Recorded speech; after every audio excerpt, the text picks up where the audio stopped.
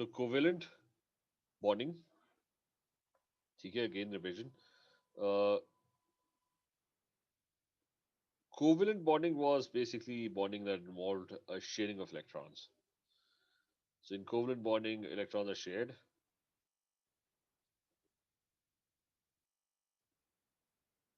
Okay, I'm going to explain why they're shared. Covalent bonding is between nonmetals. Only nonmetals are involved, nonmetals plus other nonmetals. So why why is there sharing? I explained earlier the reason for that was that nonmetals like to gain electrons. They always have more protons. So nonmetals, any nonmetal, they like to gain electrons and they like to form negative ions. So they have a very strong attraction for electrons.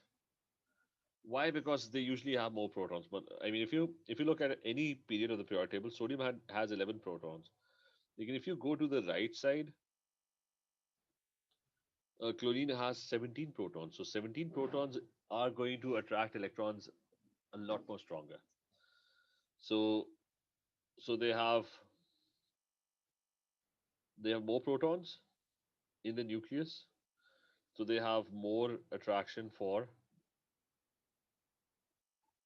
electrons. There are a number of other factors why they have more attraction for electrons, but I'm going to give you the simplest explanation, and that is that elements that are on the right side of the periodic table, they usually have more protons, which is why they have a much stronger attraction for electrons, which is why they're always trying to gain electrons, trying to pull other atoms' electrons towards themselves. Okay?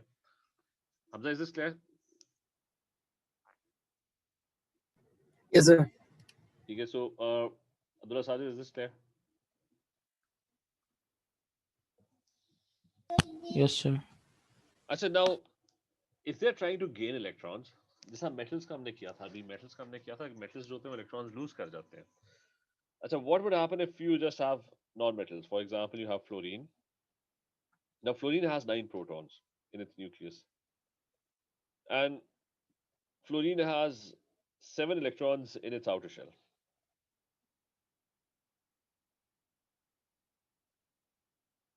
And there is another fluorine atom. Okay, fluorine has a very strong attraction for electrons. Fluorine has probably one of the strongest attraction for electrons. इसमें एक चीज ये भी याद रखना कि non-metals के अंदर ना there's more protons. Plus, remember that smaller atoms have a stronger attraction for electrons.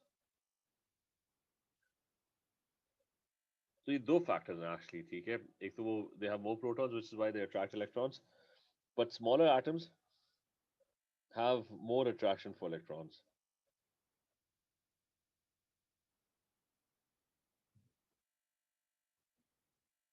The reason for that is कि smaller atom because the nucleus is more exposed. Like if there's positive nucleus in the middle and there are too many shells, there's one shell, two, three shell, four shell, then an electron is not going to be very strongly attracted to the nucleus. Why? Because it would be surrounded by these shells. Okay, so imagine you have a magnet and you have nails, but you've surrounded the magnet by lots and lots of different things. Okay, just 1 second, wait. There's an azan break. Okay, just wait 1 minute. You start करते हैं जहाँ से छोड़ा था. Okay, I was telling you that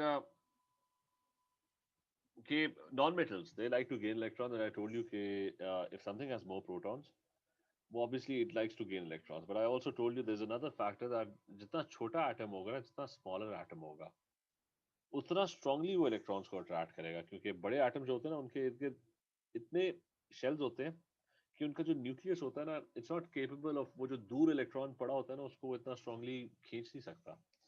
Well, if a nucleus or an atom has fewer shells, ठीक है, let's say एक ही shell पड़ा हुआ है, तो वो ज़्यादा strongly electron को attract कर सकता है, वो इतना covered ना हो. So always remember this as well. Okay, not only does it take more protons to attract electrons, but smaller atoms होते हैं, they're also good at attracting electrons. तो फ्लोरीन जो है ना, और इसमें मैं एक चीज ऐड कर लूँ कि नॉन मेटल्स में, I mean the smaller atoms, they're going to be more reactive. क्योंकि जब भी उन्होंने react करना है non-metals से, they're going to uh, they're going to be more reactive. क्योंकि whenever they have to react, they have to gain electrons, and they're going to try and gain electrons. तो हम फ्लोरीन पे आ जाते हैं. Fluorine is probably one of the मतलब non-metal की अगर definition होगी ना तो fluorine is like the perfect non-metal. It has a very strong attraction for electrons because it's a very small atom. It only has 9 electrons or 9 protons होते हैं. So it's a small atom. It attracts electrons very strongly. So anyways, fluorine is going to try and attract electrons from outside. So if there's an electron roaming around, it's going to try and do is it's going to try and pull that electron. उसके पास एक electron की जगह खाली है. So it's going to try and pull that electron and keep that electron with itself. And it can only gain one electron. It can't gain more than one electron because there's room for only one electron. Okay, there's no space available. 7 electrons are already there. It's in group 7. Group 7 always have 7 valence electrons.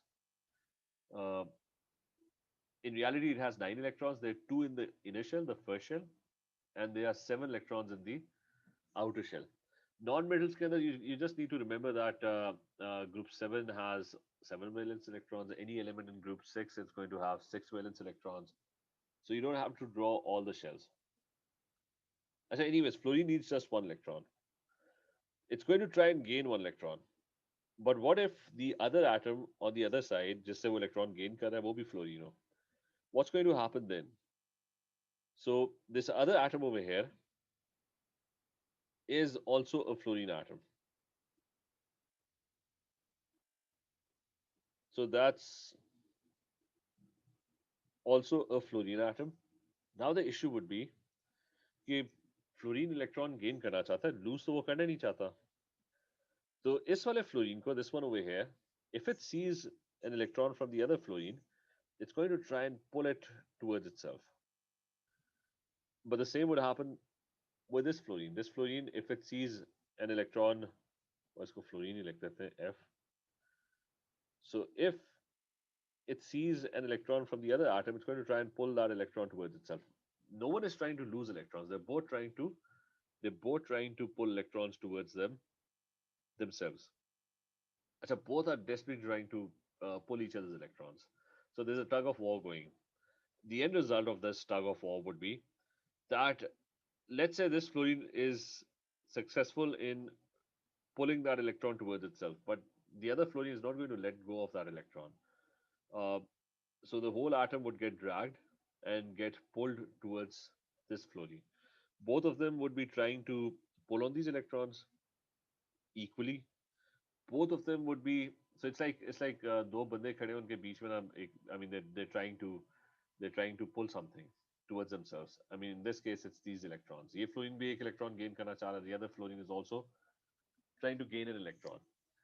But if अगर तो दोनों equally pull कर रहे हैं तो the electrons are going to stay right in the middle. वो ना इधर जा सकते हैं ना इधर जा सकते हैं. So they would be stuck in the middle. ठीक है? And that's what a covalent bond is. That is what the attraction is. ठीक है? You can imagine, okay, let's say there's a chair and there are two people. Uh, so what is the force of attraction? What you can imagine is, okay, let's say there's this table and there are two people trying to pull that. They're trying to pull that table towards themselves.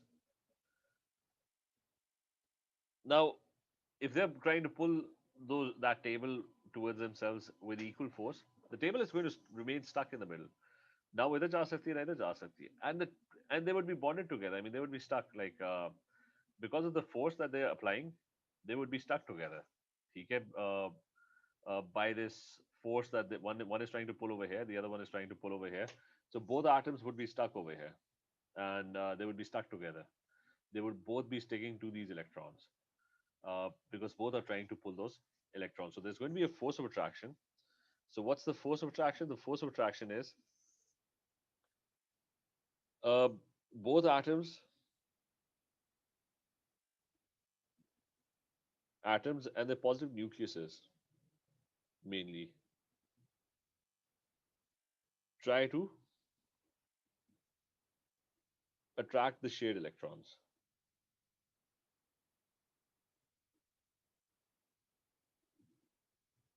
So both atoms, they try to attract the shared electrons. Uh, Hence, there is a mutual attraction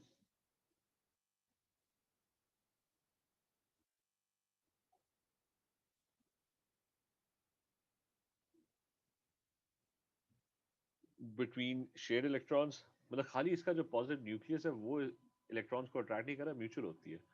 The electrons are also in return attracting the positive nucleus.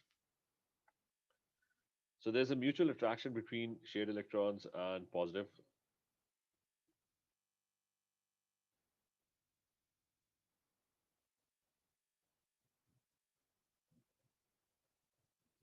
nuclear. ठीक है? Is this point clear? Hamza, is this clear, Noor? Abdullah, is Yes, this sir. clear? ठीक है. Hamza, is this clear? Yes, sir. अच्छा, the next one is कि इसी तरह एक दो और examples कर लेते हैं. Let's say I have oxygen. Now, oxygen and two oxygen atoms are trying to, I mean, they're right next to each other, right? So oxygen is in group 6. So oxygen has a total of 6 electrons in its outer shell. In total, it has 8, but 2 in the inner shell, 6 in the outer shell. This other oxygen is also, it also has 6 electrons in its outer shell. Now, oxygen is a non-metal. It tries to pull others' electrons towards itself. Oxygen has the capacity to attract 2 electrons. It already has 6. There's room for 2 more. So when it sees the 2 electrons from this oxygen, it's going to try and pull those 2 electrons towards itself. But the other oxygen is trying to do the same. It has 6 electrons. It has room for 2 more. When it sees these 2 electrons, it's going to try and pull those 2 electrons towards itself. They're both trying to pull each other's 2 electrons. And the end result is that both atoms, I mean, they're not losing their electrons. So both atoms, they're trying to pull each other's electrons. And the end result would be that the electrons would be stuck in the middle. They wouldn't be able to go to the right or to the left. And that's a sharing of electrons that's going to happen in the middle. So there are going to be 2 pairs of shared electrons.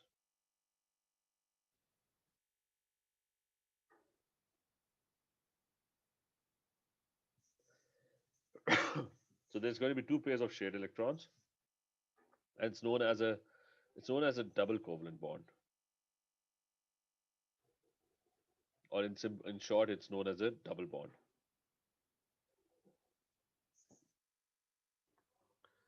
The same would probably be the case with nitrogen. That if there are 2 nitrogen atoms, the nonmetals, nitrogen is in group. So nitrogen is in group 5. So it has 5 valence electrons. The other nitrogen is also in group 5 and it has 5. Wait a second, this.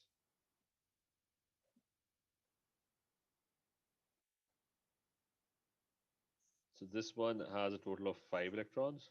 The other nitrogen also has a total of 5 electrons. And they're both non-metals, so they try to gain electrons.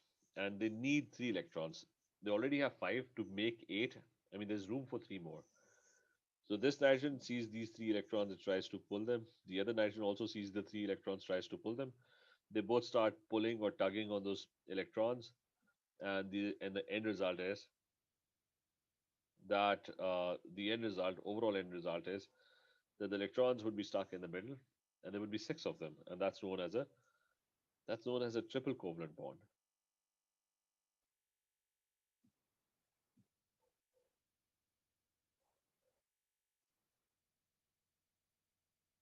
So that's known as a triple covalent bond where there are 3 pairs of shared electrons.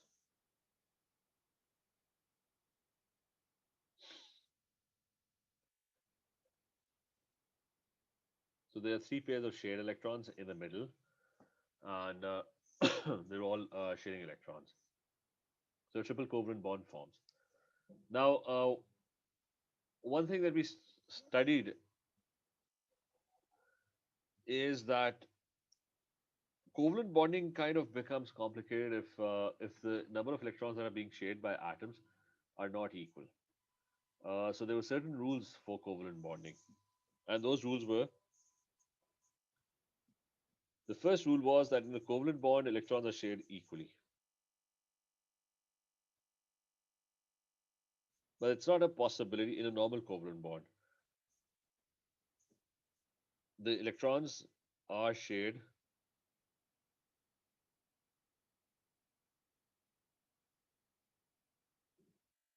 So if one atom is sharing one electron, the other atom cannot share two electrons with it. It's always going to be sharing on an equal basis.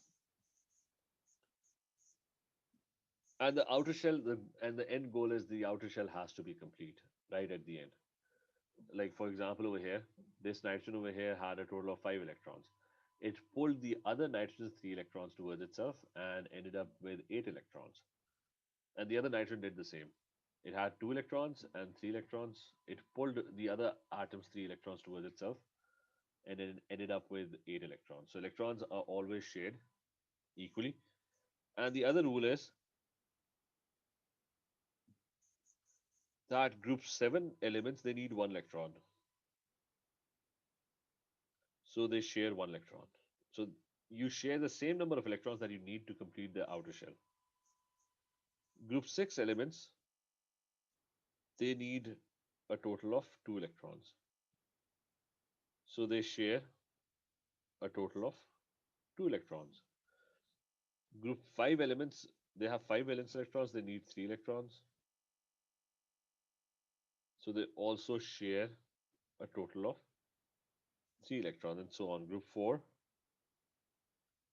they need 4 electrons, so they share a total of 4 electrons. So that's the rule. Uh, that an atom shares the same number of electrons that it needs to complete its outer shell.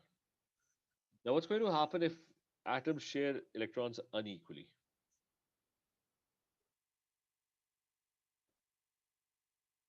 Share electrons, but they share electrons unequally. What's going to happen is that uh, let's try and do an example. You have oxygen and fluorine. So how would the two atoms bond? Oxygen is in group 6, so oxygen has a total of 6 electrons.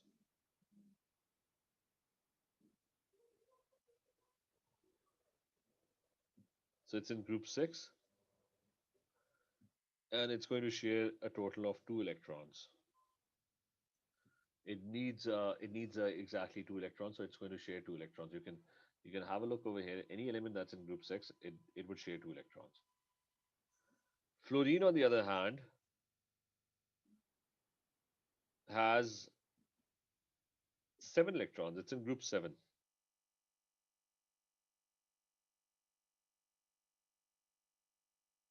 So fluorine, on the other hand, has 7 electrons in its outer shell. So it's in group 7. And group 7 elements, they need 1 electron, so they're going to share just 1 electron. Now the thing would be that if fluorine is sharing 1 electron, then oxygen would only share 1 electron with it. So fluorine needs 1 electron. Fluorine is going to go and it's going to start sharing 1 electron with oxygen. So oxygen would only share 1 electron with fluorine. So fluorine sharing is going to be complete. Electrons are always going to be shared equally. So fluorine sharing is complete. It needed 1 electron to be shared. It ended up sharing 1 electron with oxygen. But oxygen sharing is yet to be completed because oxygen in total wants to share 2 electrons. Right now, it has only been able to share 1 electron with this fluorine. So there has to be another fluorine so that the sharing is complete for oxygen. There has to be another fluorine.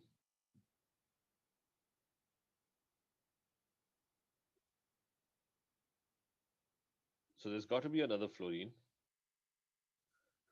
And that fluorine is going to do the same. It's going to share one electron. With oxygen, it's in group 7 as well.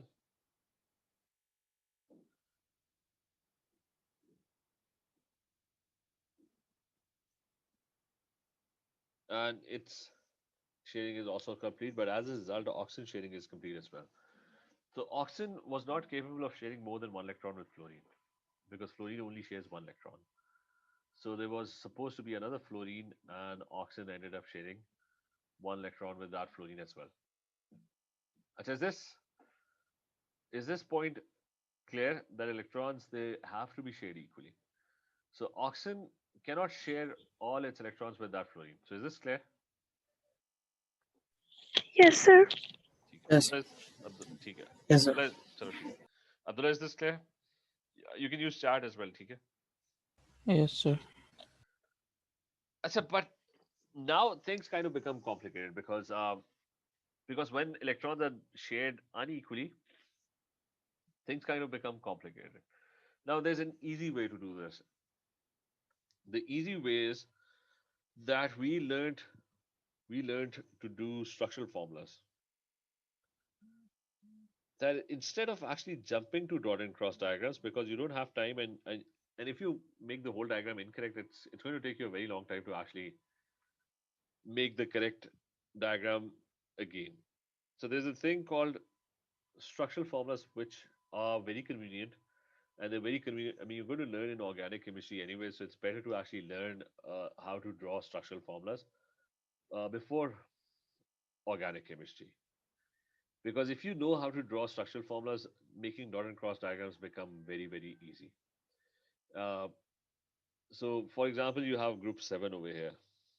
So, group 7 shares one electron. So, how many bonds does it make? It makes one bond.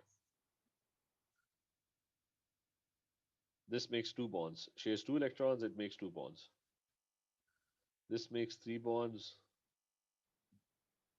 This makes four bonds. Now, instead of actually drawing dot and cross diagrams, what you can do is, let's say you were talking about oxygen, right? And you were talking about fluorine, and you wanted to figure out how would they bond with each other. Now, based on the table above, oxygen makes two bonds. It's in group 6. Fluorine makes one bond. Now, each bond would be represented by a stick. So, oxygen and fluorine. How many bonds does fluorine want to make? It wants to make one bond. Make one bond. One dash, that's one stick. One interconnecting link, that's one bond. So, fluorine's bonding is complete because fluorine just wanted to make one bond. Oxygen's bonding is not complete, so oxygen has to look elsewhere because oxygen cannot make another bond with this fluorine. Why it can't make another bond with this fluorine? Because fluorine just wanted to make one bond. That's it. So fluorine's task is over. Look for another fluorine then. Increase the number of fluorines. So there's going to be another fluorine. Now oxygen's two bonds are complete. It made one bond with one fluorine, one bond with the other fluorine. This fluorine's bond is also complete. So if you draw these structural formulas before actually making dot and cross diagram, you would know how to arrange the atoms. Like the oxygen must be in the middle and there would be two fluorines on the outside. And we can try and practice these. Let's say I have nitrogen and fluorine, and I want to figure out how would they bond together. And it's up to me. I can increase the number of atoms. So nitrogen is in group 5, which means that it's going to make three bonds. And fluorine, on the other hand, is in group 7, so that means it's going to make exactly one bond. Now, if I try to solve this, it's going to be nitrogen, and let's make a bond with fluorine. So this dash is this tick, this interconnecting link, that's one bond. So fluorine's bond is complete. It just wanted to make one bond. That's it. But nitrogen wanted to make three bonds. So there must be three other things attached to nitrogen. So they have to be. And nitrogen is going to go and let's increase the number of quantity of fluorines. Now nitrogen's three bonds are complete. TK ended up making a bond with one fluorine, one with another fluorine, one with another fluorine. So nitrogen's bonding is now looking to be complete. And all the fluorines are done as well. So based on this, it's going to be very easy to make the dot and cross diagram that you have a nitrogen in the middle, and there are going to be three fluorines on the sides, right? So the green ones are fluorines.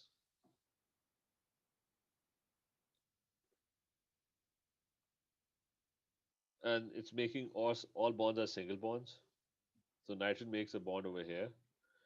It makes a bond over here. It makes a bond over here. So I'm going to follow the same pattern. There's nitrogen in the middle, and the fluorines are on the sides. And the last thing that you have to do is you have to make the total number of electrons. Like each one is going to have a total of 8 electrons. So draw the remaining 6 electrons for fluorine. I mean 2 electrons, so that's remaining 6 electrons for all the outer shells would be complete. Nitrogen already has 6 electrons, so there would be just 2 electrons to complete the 8 electrons. So is this idea clear? Noor, is this clear? Yes, sir.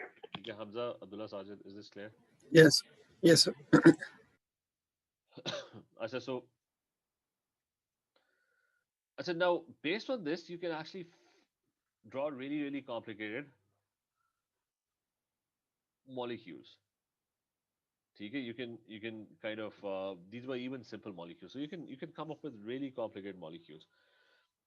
Like there could be a lot of non-metals bonded together. You have all these complicated molecules. For example, I'm going to think of this molecule. Like there is fluorine and there is oxygen, and let's say there is nitrogen and fluorine. Now what I'm going to do is now look at this molecule. There are a bunch of non-metals bonded together. What I'm going to see is now I've drawn an incomplete structure. I'm going to try and complete the structure.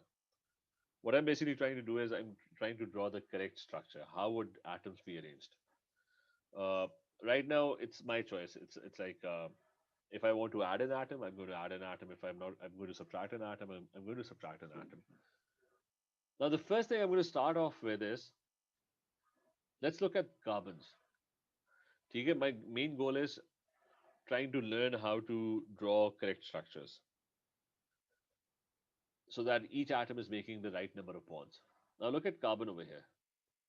Carbon over here is making how many bonds? One over here, one on this side, one on this side, and two on top. So it's making a total of 5 bonds. So is that what carbon does? Let's go back to the table and see. Carbon is in group 4. And group 4 elements, they make 4 bonds. So that means what carbon is doing is incorrect. I mean, this structure is not correct. I mean, it should, okay, the structure should not be the way it is drawn over here.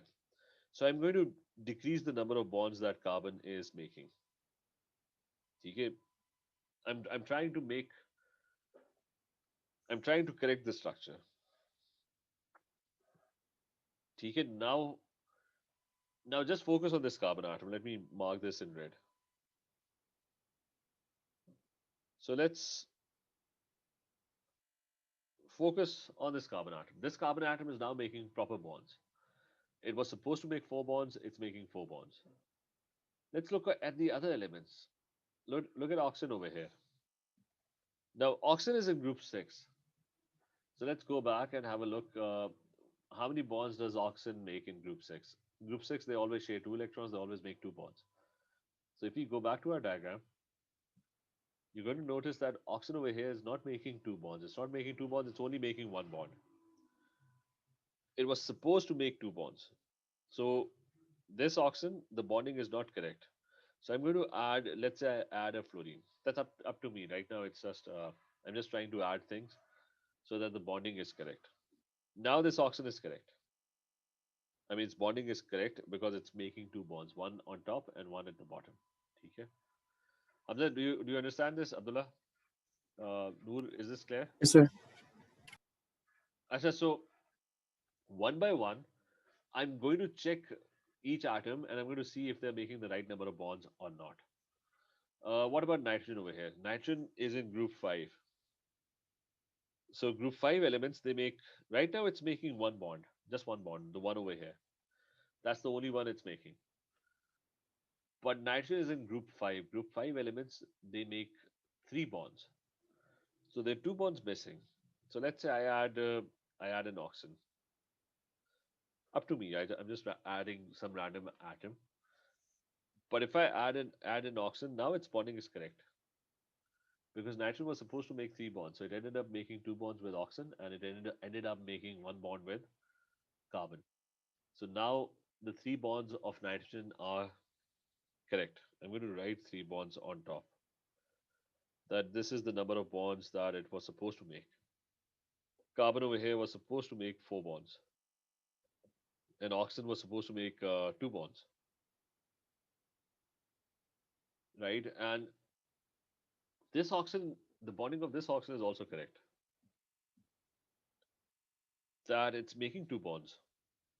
So that is the number of bonds a group 6 element usually makes. Fluorine just wanted to make one bond, that's correct. This fluorine wanted to make one bond, so this is also. So it just wanted to make one bond, so that's correct. And this one is also correct. So what about this carbon now? Carbon is in group 4. So group 4 elements, they make four bonds. Right now, if you look at this carbon atom, it's making a total of three bonds, two over here and one over here. So that's not four. So I'm going to add another fluorine. Now it's correct. Right now it's making four bonds. The same is true with this carbon atom. It's making three bonds right now. Two electrons shared over here, one over here. Okay, so double bond over here, single bond over here, three bonds. So let me add a fluorine. Okay, now the bonding is correct. It's making four bonds. And the fluorines are always making one bond. So do you get this part?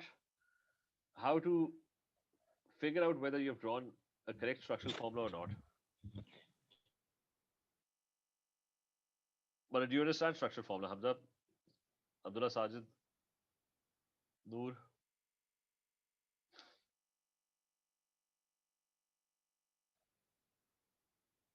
Okay. Abdullah, do you understand this?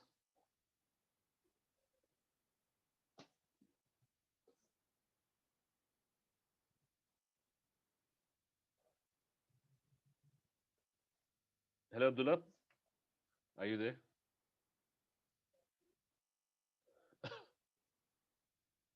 Yes, sir. Acha, so, but this is way complicated. Acha, remember, my focus wasn't on, okay, you don't need to understand right now how this molecule came about. I was just trying to tell you or explain to you how you can actually spot whether the number of bonds are correct or not. So let's say I give you, I mean, they give you a small molecule like CO2, right? And they ask you to do the draw and cross diagram. Now you know that carbon makes four bonds, and oxygen is in group 6, it makes two bonds. So oxygen would try to make two bonds. So oxygen's bonding is correct. It wanted to make two bonds, but carbon wanted to make four bonds. So carbon's bonding is definitely far from over. Oxygen is fine. Oxygen has already achieved its goal. It wanted to make two bonds. So how would carbon make two more bonds? It's going to have another oxygen somewhere that's going to make two bonds with it. So now the bonding is correct. Carbon has ended up making four bonds. That was what carbon wanted. It's in group 4. Oxygen wanted, it's in group 6. It wanted to make two bonds. This oxygen also wanted to make two bonds. Now drawing the dot and cross diagram would be very easy. Just have a carbon in the middle and there would be two oxygens on the sides, right? And on both sides, they are double bonds. Like they're two bonds each. So one bond and another bond. One bond over here and another bond. So this is carbon in the middle, oxygens on the sides. And then you complete the remaining electrons. you have to make it 8 electrons. So carbon's 8 electrons are already full. Oxygen wanted eight electrons as well, so there would be 4 over here, and there would be 4 more electrons for oxygen, and this oxygen would also be 4 more electrons for to get the complete outer shell. So by looking at this stick diagram, you can easily figure out what the dot and cross diagram is going to look like.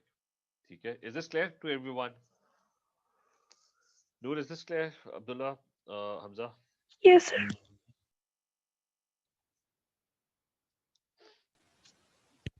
Yes, sir. ठीक है चलो ये जल्दी से ना try and do these questions quickly. Uh, try and figure out this N2F4 molecule, uh, C2F2 molecule.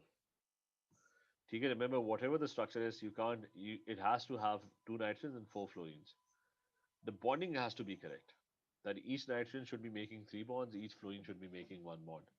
In this case, each carbon should be making 4 bonds, and each fluorine should be making 1 bond. So these 2 questions, try and work on them.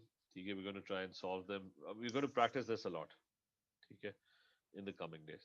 But right now, even if you make an incorrect structure, try it. Okay, you're not going to get it right in the first time, but try and draw the 2 structures and the dot and cross diagrams of these molecules. Chalo, okay, we'll continue tomorrow with this in the next class.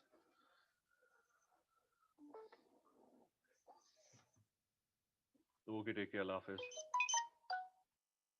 Allah sir. ठीक है ये मुझे Allah Hafiz. ये कोशिश करना अभी भेजो ये जो भी गलत बने सही बने I don't care but try and do this and send the answer. Okay, Allah Hafiz.